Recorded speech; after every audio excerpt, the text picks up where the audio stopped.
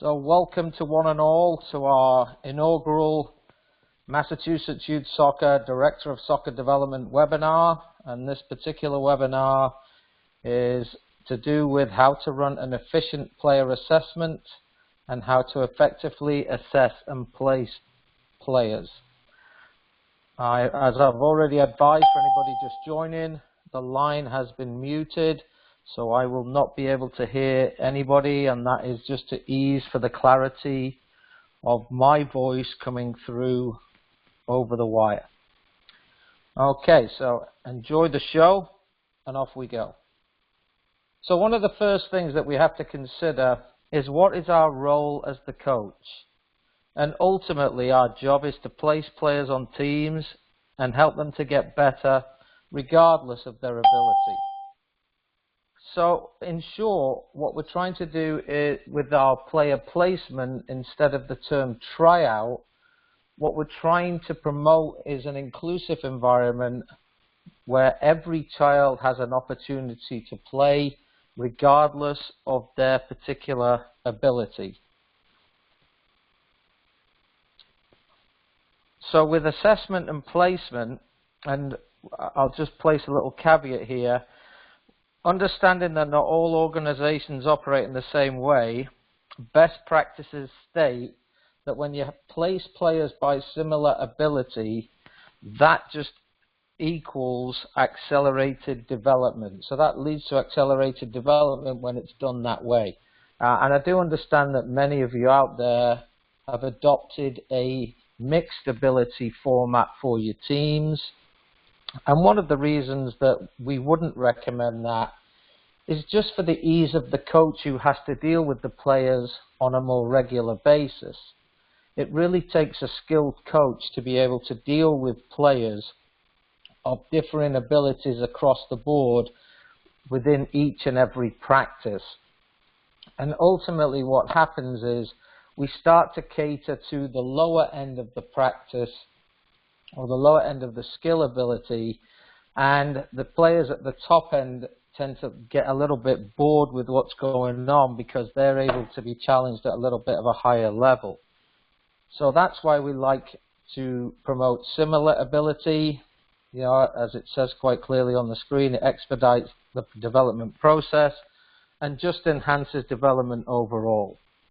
Obviously, every child does not develop at the same speed. Some are a little bit more accelerated in that area, but that doesn't mean that development isn't taking place. It just means it's not taking place as quickly as anybody, including the player themselves, would actually like. So as we go through the process, what you'll find is that this process is designed to be a filtration system that really establishes a top half, bottom half from the group of players that you have at the assessment. And that filtration process comes with the checks and balances because of the opportunity to have multiple eyes on a player, and the scores that are taken then will actually give us a true indication, and then the following filtration, which I'll explain in a second. The following filtration system throughout the process allows the players to be placed in the appropriate setting. So a little bit of a buzzword, placement we like to think of as inclusive, and tryouts we really think are more of an exclusive type environment, specifically in terms of the way that the players feel. So moving on to the field setup, here you can see in the graphic we've got a 7v7 field, a 9v9 field, and an 11v11 field. And what the graphic is demonstrating is just different ways of dividing those fields based on what you're dealing with in your own particular environments. We like to follow the player development initiatives set forth by US Soccer. And that's why we start out the tryouts by having the players play in a 4 versus 4 format wherever possible. And as you can see, the 7v7 field, that's divided into 2.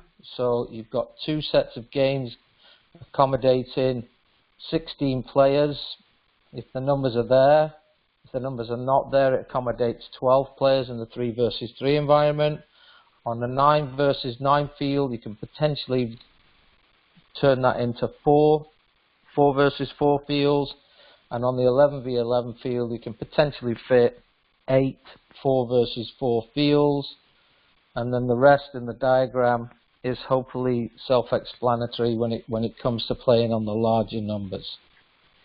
So that's just an idea of how you can set your fields up. Obviously, this is not limited and restricted to 3 different fields.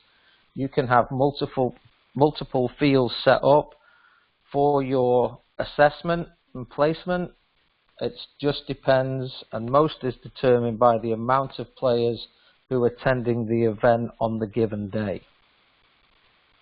So as we move into the process now this may seem rudimentary, but it is designed to be the most efficient that we can possibly have out there for setting up a tryout in terms of the organization of players. And it's also set up to maximize the amount of playing time that all of the players are going to experience throughout the process. So just a quick run through. After the initial registration and numbers are given out, then we gather the participants in. We'll line them up by color and ascending number. So as an example, we'll have the orange team, and they will line up lowest to highest. So you might say it's 1 through 16. And because I have the ability to live in the perfect world, the green players will line up right next to them, and they will line up in ascending order from 1 through 16. And what the evaluator then does is the evaluator notes the players' numbers, their assigned numbers for the assessment.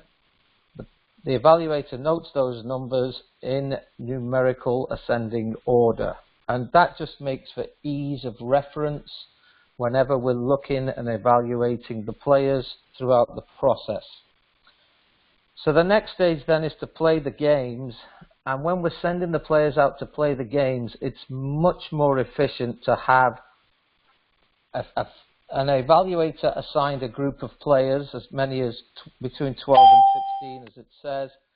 12 players would say that you've got 3 fields that you're taking care of.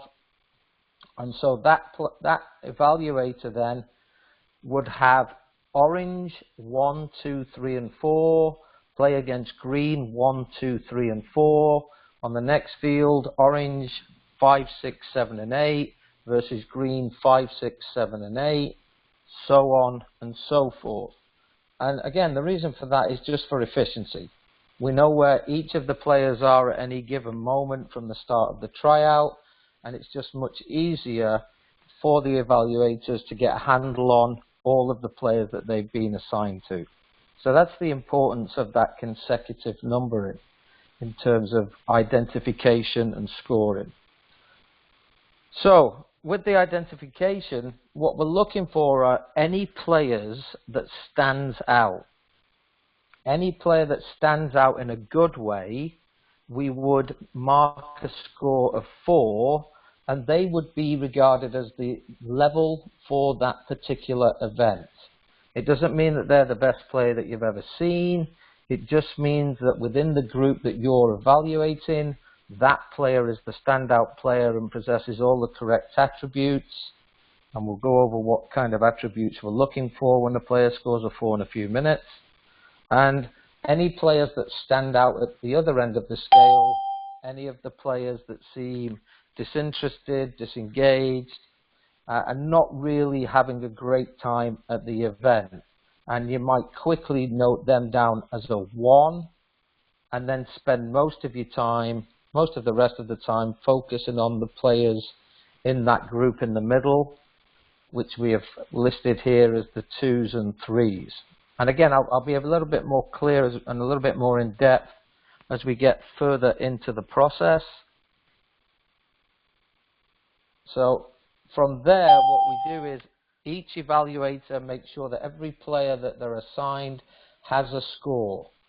And the objective here is maybe play for 4 or 5 minutes, give the players a water break, and maybe you'll play 3 or 4 rounds of the 4 versus 4 just to ensure that the evaluator has an opportunity to take a score and make sure every player has been assigned a score.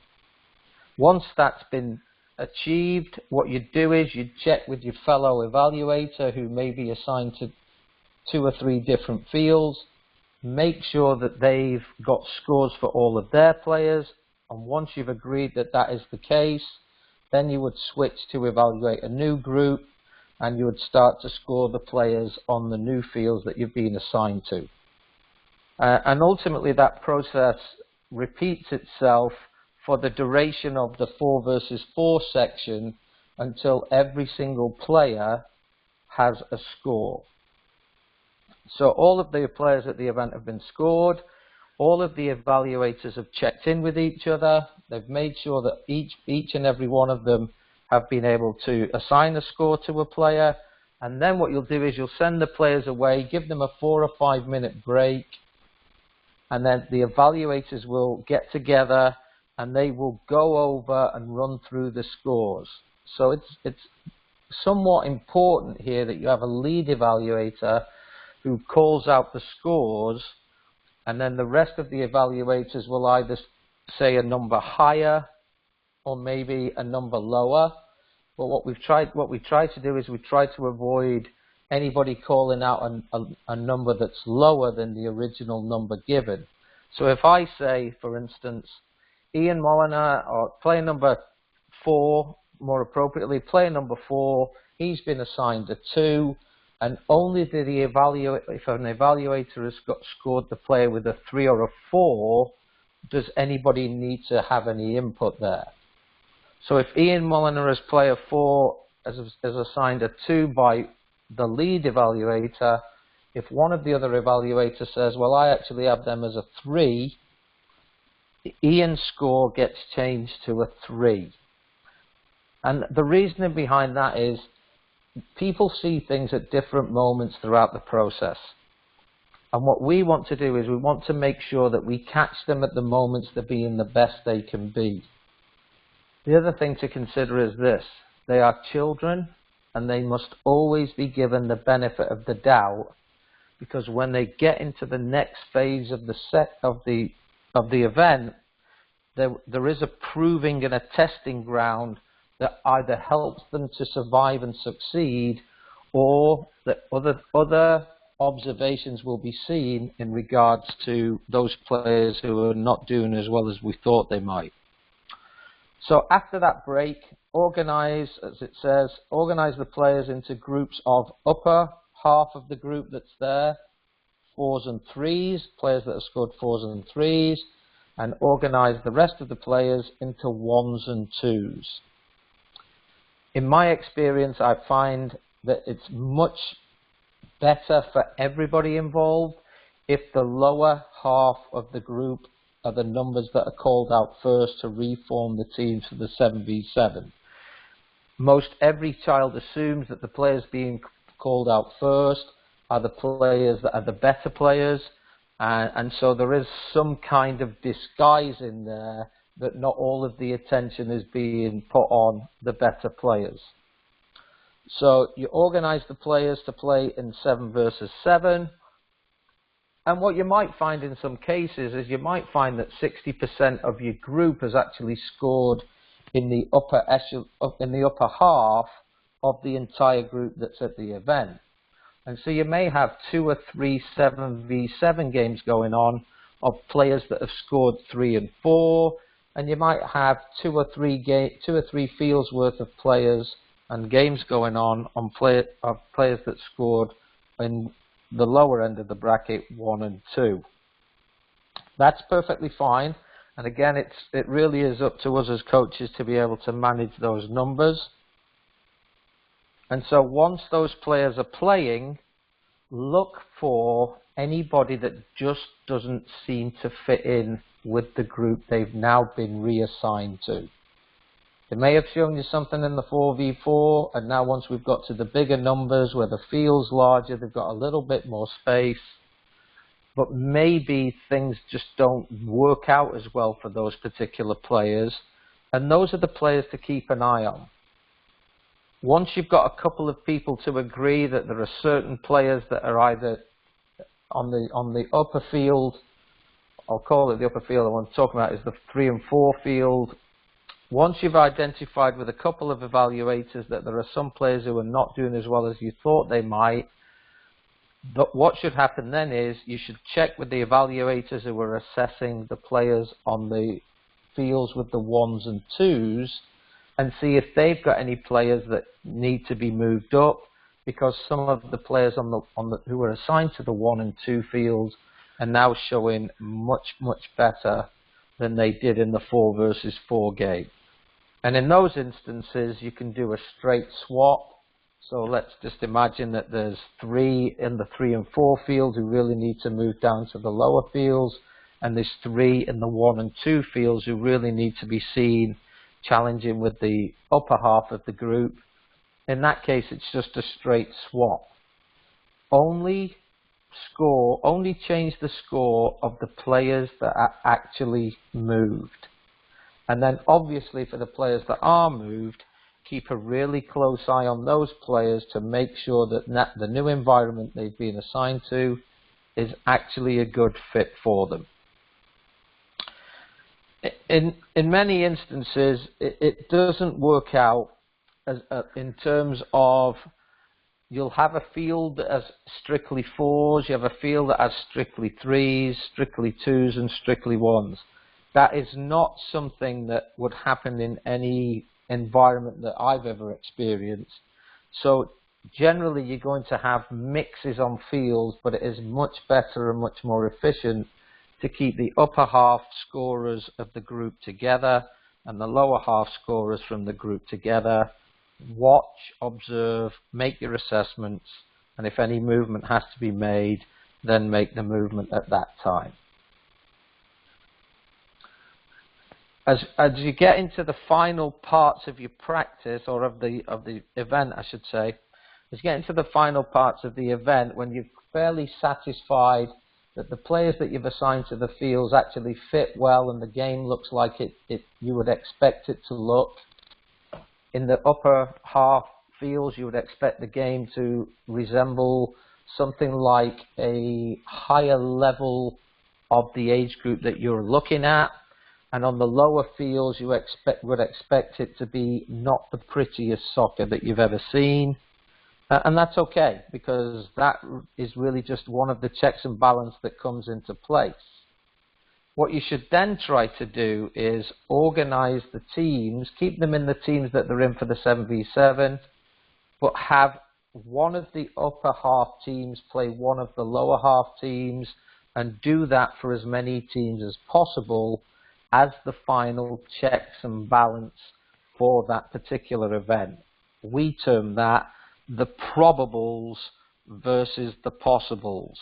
And all that simply means is that they're probably in the right place versus players who could possibly be moved, but it may not happen just depending on what's going on with them on that particular day. So moving on to the evaluation scale. This is a bit of a Captain Obvious slide to some degree. I'll explain why we have a scoring scale of 4 in the next slide. It is kind of important to understand, as obvious as it may seem, 2 is just closer to a 1 than they will ever be to certainly to a 4 and potentially to a 3. And consequently, a 3 is much closer to the top end of the pile than they are to the lower end of this scale, where the 2 and the 1s are actually assigned. So there's the reason for the evaluation scale 1 through 4. We like the 1 through 4 because there are 4 components of the game. And essentially the way that you can look at the scoring scale is you would give them 1 point for each one of the components that you observe as being in place and much better than satisfactory. So technically, if they're able to do things, manipulate the ball, make accurate passes, tactically, if the game understanding is moving into the right spaces, cooperating with teammates, and just generally doing what we would consider the right things in the game of soccer, they would get a check mark for that. Physically, are they engaged? Are they able to move up and down the field? Do they understand the movements of the game? Do they keep up with the ebb and flow of the game? Defensively, do they get back and try and recover the ball? Or are they the type of player that maybe stays up above and has the thought process of, I'm a forward and I don't play defense? Those kinds of players that we've all come across. And lastly, the psychological aspect, which is ultimately the most difficult to really score. What you're looking for there, you're really looking for engagement. Players who are into it psychologically really try to keep themselves involved into the activity in the games as much as possible. Players who are not into it who are easily distracted, who are not particularly interested, would score low or would score a 0 point for their psychological capacity during the tryouts. So if you think of it in those terms, the scoring probably makes more sense in that sense, that there are 4 components and you can give them a point for each one of the 4. So with that said, let's have a look at each of the individual scores. So a 4, quite simply put, the obvious best player. So easy to spot that even a grandparent with no prior soccer knowledge or experience would be able to observe the game and say, ooh, that player's got something. That's how obvious it would be to pick out a 4. So when you're looking at a 4, they possess technically, tactically, physically and psychologically all of the components that you're really looking for players of the age group that you're dealing with. And conversely, at the lower end of the scale, a 1, as I've already attested to, but just to recap on it, probably introverted, probably disinterested, easily distracted, not particularly engaged in the whole process. Again, they're fairly easy to spot, mostly because of their lack of animation, not particularly athletic, and if the ball does come by them, they manipulate the bodies in ways that look uncomfortable, certainly to the evaluator's eye. It looks uncomfortable when they try to make passes, no matter how the ball is arriving at their feet. So if that's the case with the players, those are the types of players that we're looking to score at the lower end of the scale. So in terms of a 3, and this is the place that, I stated it earlier and I just want to reiterate it, the 2s and the 3s are where you're going to spend most of your time. This is where the harder decisions really come into play. So for a 3, if you think of it in these terms, they catch the eye, but they make mistakes. So there's something about them that makes your eye grab a hold of them, but not everything that they try always comes off. They may be fairly athletic. They may make some good decisions. They may make 1 or 2 not so great decisions. But generally, they've caught your eye, and there's a reason that they're standing out on the field. Again, they wouldn't be scored a 4 because they're not displaying all of the attributes that a player who scores 4 would display to you. And then at the lower end, a 2. A 2 does soccer things, but not able to execute. So it looks like they're engaged in the game. You know, you'll see them running up and down the field, and it looks like they're trying to get into the game, but they're not necessarily trying to get the ball either positively when they're in possession, or negatively when they don't have possession. They just look like they're doing something soccer-wise, but they're not really able to execute if and when they ever do come into contact with the ball.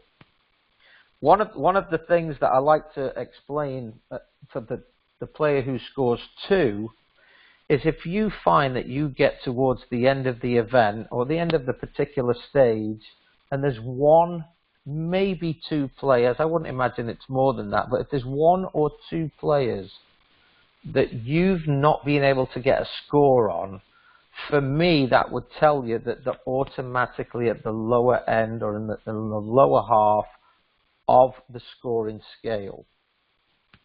They may have done things that you've missed. They may have moved into right positions. They may have done a lot of things, but ultimately they've become invisible, because just by their very nature and your ability and your observation skills, you've not been able to place that player with a number. And so my advice in those circumstances is to score them with a 2. So that's how I would score them.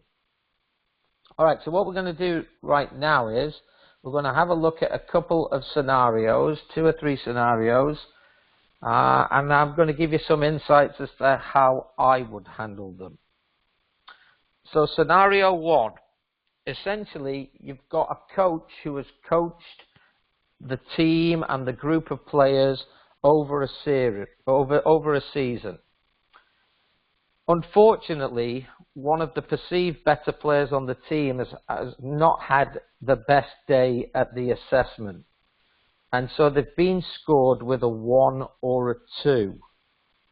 The coach fully believes that the player is not shown his best stuff and should be up for consideration for the top team next year.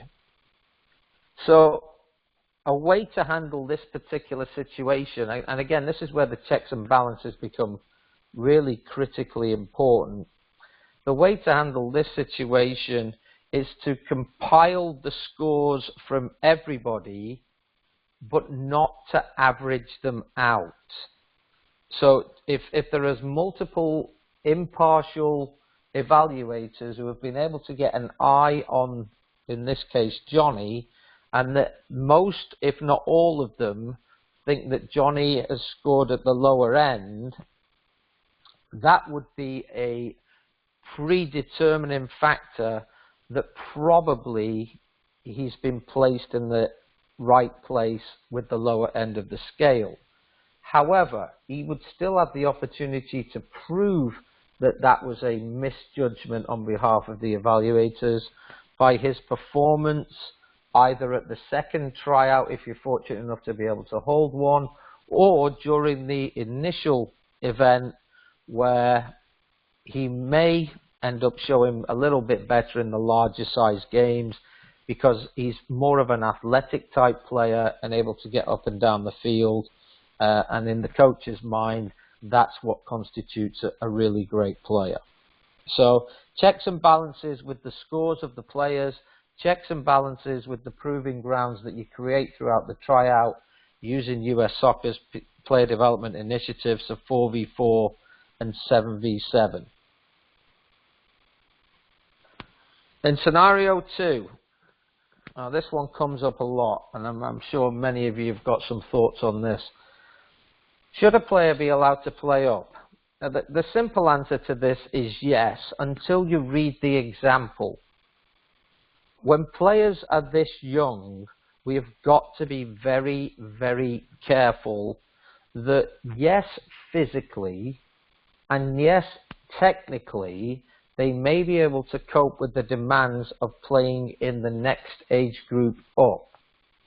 But we really, it behooves us to fully understand what the psychological makeup of both the team that she would be potentially be assigned to and of the player themselves. If they're a player that doesn't interact well, isn't really as outgoing and extroverted as maybe she would need to be to survive on that next oldest team, it's probably not in her best interest just to put her there because of her physical attributes. So it's something that needs to be considered. And as with most things in soccer, if we use the 4 components of the game as our guide, I think that we will be able to make better decisions in terms of player assessment and placement. So as much as the players may want it, it's very worth to sit down with the parents, explain how much you care about the player, and then just give your valid reasons of why it might seem like a good idea on the surface, but really when you start to dig deeper, maybe just holding off for maybe a season or half a season, that might be in Jenny's best interest in this example, which is a great segue to scenario 3. Should a player be moved mid-season?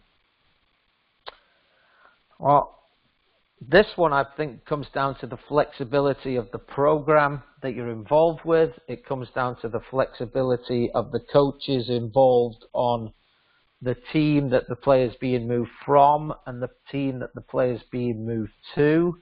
It really does take a lot of collaboration between all of the invested parties to make this one work as well as it should work and actually would work if all of those pieces were in place.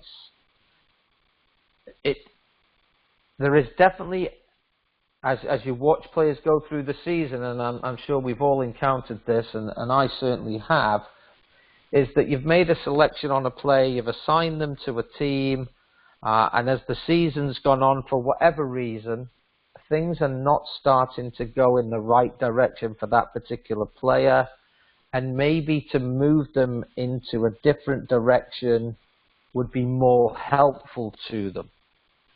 I think it's the absolute right thing to do when it comes to dealing with children, and I think it's a very overlooked practice.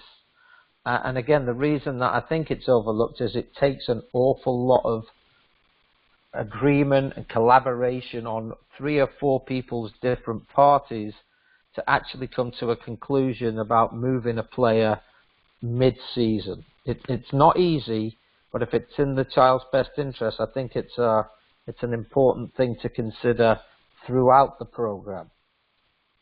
So that's my 2 cents on that. I can't wait to hear yours once we open up the lines. So, in conclusion, there are a couple more slides after this. We'll go to the next step slide after this, and then will be a thank you and an any questions slide. I'll just complete this little version of the webinar here by just reiterating many of the things that I've talked about. Assessments by their nature are subjective. I may see something that you don't, you may see something that I don't, and at times we just have to agree to disagree. It is a filtration process. Players are not all the same. They haven't all developed at the same rate, and different things have happened with the bodies that are far and away beyond our control. We have to take all of that into consideration and always must try to put the needs of the player first. The third point I cannot emphasize enough. Mistakes will happen. You should expect to make mistakes during the assessment process. There is no shame in that. I have made many, many mistakes. I'm not afraid to make mistakes because I believe that the process will help us get to the right conclusion. And because I believe in that, I think it just makes life a little bit easier. So be prepared to make mistakes and don't worry about it. Everybody makes them. You're not human if you don't. In terms of the flexibility, you've got to be flexible. There might be instances where you've got an uneven number of players. Maybe the fields that you've set up are not big enough. Maybe you've set up not enough fields for the amount of players. All of these things happen. Just don't let them fluster you on the day. You know, a simple solution to a group of players that you're asked to assess, and let's say you've got 3 of orange and 4 of green, you can try playing 4 versus 3 initially, and if the game seems like it's going okay, I would leave it alone. If the team of 4 seems to be overpowering the team of 3, it's probably an indicator that you can make an adjustment by pulling one of the team of 4 off, asking them to count to 50, and saying, okay, you go in for the next highest number, and pass that message on to the player who you're taking the place of. So when the next player comes off, ask them what they're supposed to do. They'll say count to 50. Then you say do what? They'll say then I go in for the next highest number. So be prepared to be flexible. It's not always going to work according to plan. On those days that it does, feel good about it. This next one, again, not trying to be facetious in any way, shape or form, but it does take an awful long time to really develop the eye to know what a player looks like, what they should do, how they should move, how they should react. It takes a long, long time, and as has been well documented in many places, anybody that tells you they can tell you that an under 9 or 10 player is so good they're going to make either a professional or national team should be certified and stored in a facility. It's not possible. There are too many variables that take place within people's lives, not least home life, nutrition, schoolwork, all of the things that could get away and impede a player's progress. All we can do is make judgments on the players that we see at the event at the time. And again, due to the fact we know we're going to make mistakes, you don't have to worry about not developing your eye. It will come over time, but you don't have to worry about that. And then in terms of experts, if you've retained the services of an outside group to come in and give an impartial observation and assessment of your players, trust the experts. You've brought them in for a reason. They should have provided you with their process. If you decide to not use Massachusetts Youth Soccer, which I'm not sure why you would do that, but you all have reasons, and there's only so many Massachusetts Youth Soccer staff to go around. But you have access to the process now, and I just want to reiterate, if you bring them in, please trust them. You've brought them in, and they should know what they're doing for you throughout the event. And then the last piece here. So a coach's knowledge is important. You have to respect that. I would give a player every opportunity to show you that they can.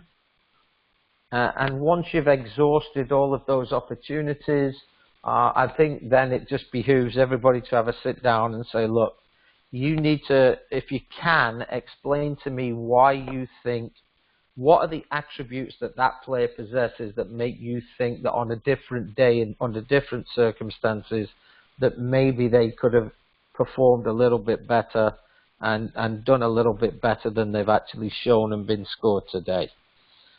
You should always respect that, because time on task is much more beneficial to get from those experienced people than it is watching a player in a 90-minute or a 60-minute evaluation and assessment event. Alrighty. The next steps. So this is what's going to happen once we get to the final conclusion of this particular webinar.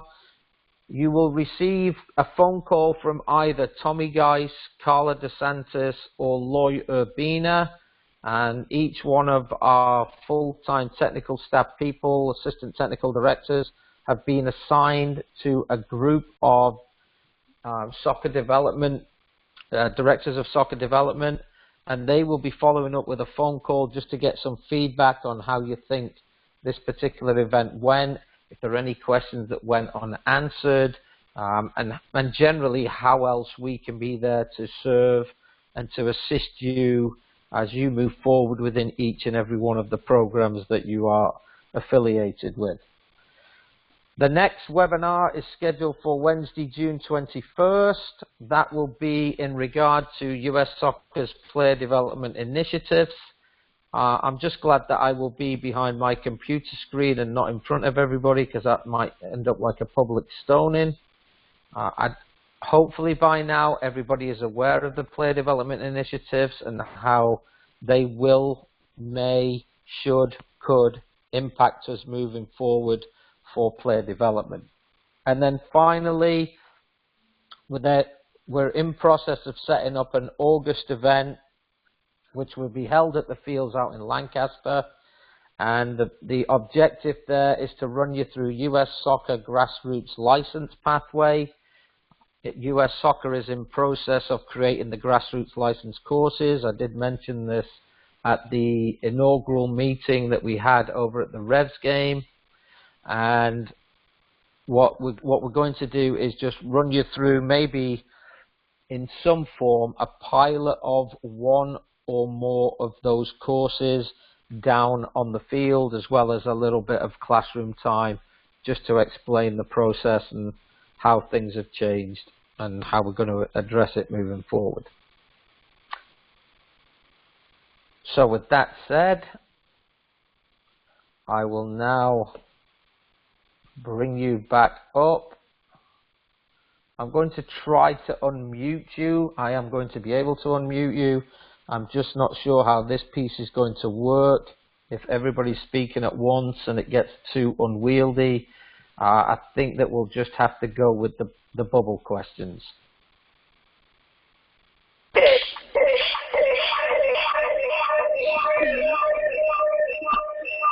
anybody want to give me a question?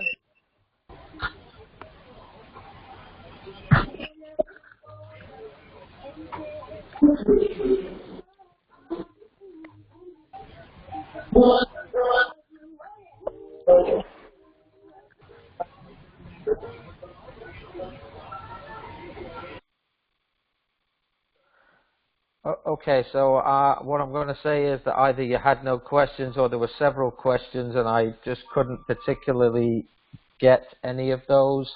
And so I will go to the bubble up here. And it's not really a question, it's just Ted informing me that the audio was a little bit more clear, but it wasn't the best. And maybe that's a fault of the format that we use, and it's something that we can look into down the line. But if anybody else has got any questions, I'll be happy to take them on board, and I'll answer them verbally. If you want to write anything in, I'm good with that.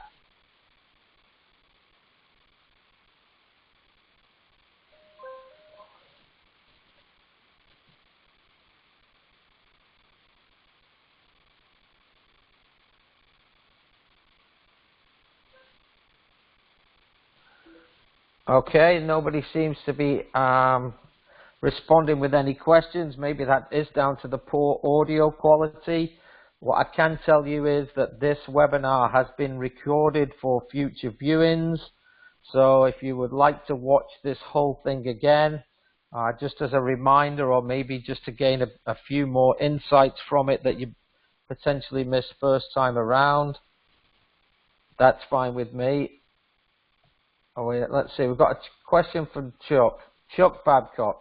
If you need to get 8 teams of players, how is that possible with only a 1-to-4 scoring system? So I need to get 8 teams of players. How is that possible with a 1-to-4 scoring system?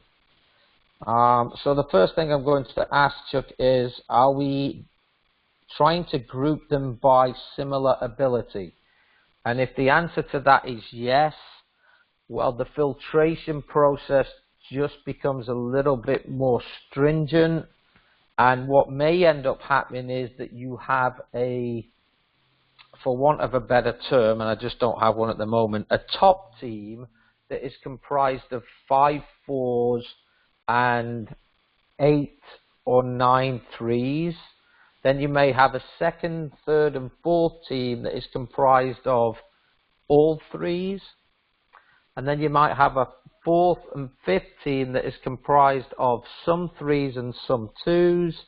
And then you might have a sixth and seventh and eighth team that are comprised of the twos and the ones, and there may be a joint team in there of ones and twos.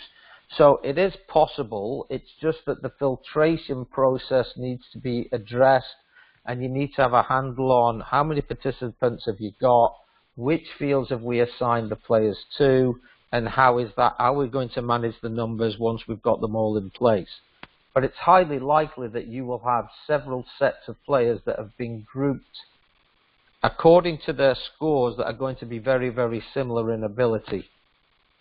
There's nothing wrong with that, because as I stated earlier, US soccer best practices tell us that if we put the best with the best, then ultimately we'll get the best. And I believe that what that's telling us is likability with likability will help and enhance development, and it will happen much faster.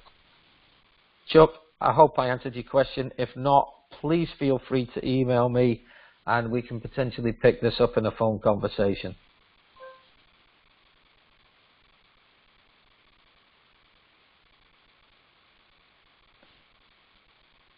I've got another question. How do you choose which threes go to the top team?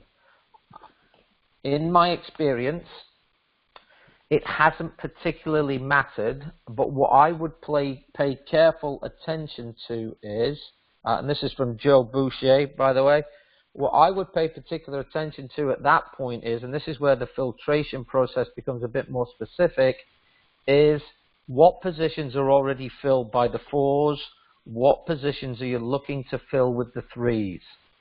Knowing that you're going to need at least an additional forward, an additional midfielder, an additional defender, and an additional goalkeeper, you're going to need those outside of the number of players on the field. So if you think of it in terms of, in a 7v7 game, you've got at least 7 field players that are going to play, and then you need a +4 on top of that at a minimum, so you've got at least 1 substitute for each of the positions.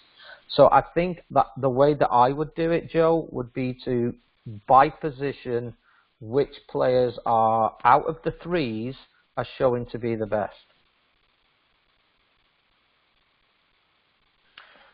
Chuck's followed up with a question. Okay, but at the young ages we do not have set positions and want players to play all positions. All right, so that's fair. It's a good question, and what I would say to that is that you have to understand player tendencies. There are some players who are particularly good at not facing the goal they're trying to shoot in, and they're good at turning with the ball, running past defenders with the ball, and creating scoring opportunities for themselves. So it's traits of players that you would look for then. If you are not comfortable with the positions, and I completely 100% accept what you've said, you don't put them in positions.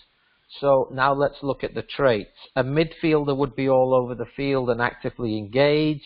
A defender would be much more comfortable with the ball in front of them so that they're facing the ball without having to do all too much turning. So it's understanding the traits of the players would also help you arrive at which threes you're potentially going to choose to the top team.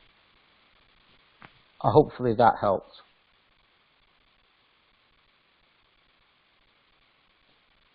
I've got another question. It was sent to me via text. Should regular season team coaches also be evaluators for your tryouts? For me, I don't have a problem with that at all.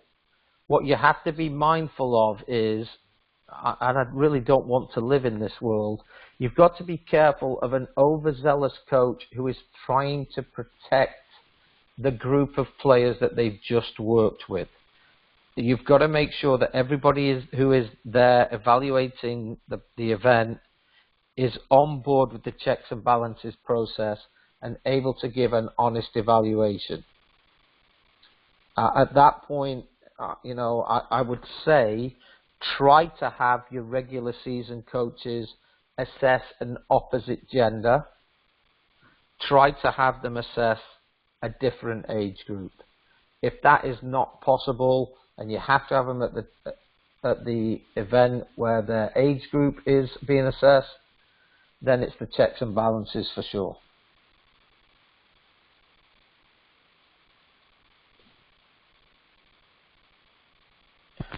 Any other questions? We've now been on the call for 50 minutes. Oh, I've got one more question. I've got a question from Ted Bissett. Where do we locate the parents during the assessments? Oh, if that isn't a loaded question, I've never heard one. So for me, it's all about transparency.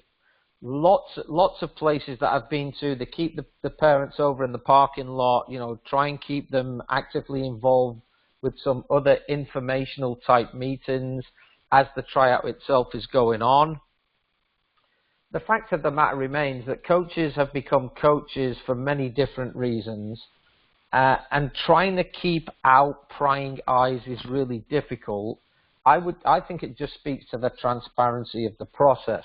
What needs to be made clear is that there can be no outside influence in the ratings of the players. That must be left up to the evaluators who have been assigned to assess the players at the event. Not easy, much more easy said than done. I just think that the more inclusive we can be and the more open and transparent in the process, the easier buy-in it is for everybody. Wish I had a better answer for you, Ted, but that's the truth as I see it.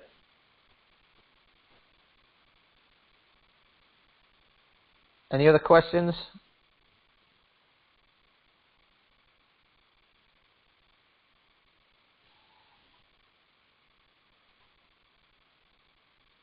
Okay, as soon as my clock ticks over to 20:53, we'll shut this down for the evening.